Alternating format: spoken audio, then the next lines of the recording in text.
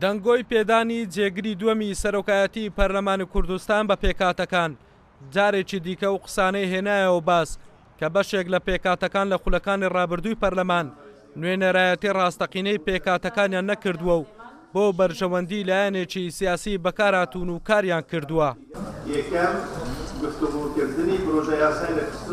سەرۆکی فراکسیۆنی بەرەی تورکمانی لە پەرلەمانی کوردستان ئەو قسانە ڕەت ناکاتەوە کە لە پێشووتردا بەشێک لە پێکهاتەکان بۆ بەرژەوەندی لایەنێک بەکارهاتوون. بۆ ئێستا بە گرنگی دەزانێت ئەو کەسەی لە پێکهاتەکان پۆستی جێگری دووەمی دەستەی سەرۆکایەتی پەرلەمان وەردەگرێت بۆ بەرژەوەندی گشتی کار بکات و بەکار نێندرێت بۆ بەرژەوەندی لایەنێکی سیاسی.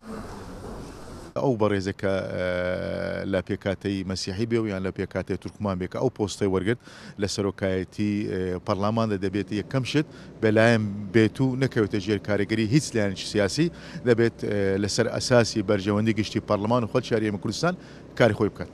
ئەندامێکی پەرلەمانی کوردستان لە فراکسیۆنی یەکێتی لەسەر پێدانی جێگری دووەمی دەستەی سەرۆکایەتی پەرلەمان بە پێکهاتەکان بە هەنگاوێکی باشی دەبینێت، بەڵام نایشارێتەوە و گومانی هەیە کە ئەو کەسەیە و پۆستە وەردەگرێت بۆ بەرژەوەندی لایەنێک بەکار بێت و نوێنەری ڕاستەقینەی پێکهاتەکانیش نەکات.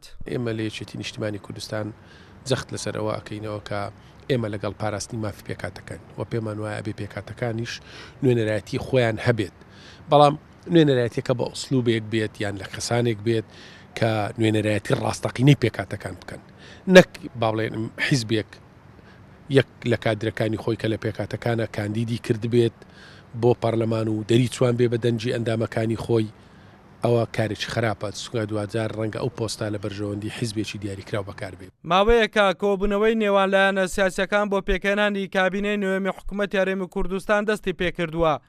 ئێستاش لایەنەکان نزیکن لە ڕێکەوتن، هەرچی پێکهاتەکانی مەسیحی و تورکمانەکانن تاکید دەکەنەوە کە بەشدار دەبن لە حکوومەت و داوای پۆستی جێگری دووەمی دەستەی سەرۆکایەتی پەرلەمانیش دەکەن.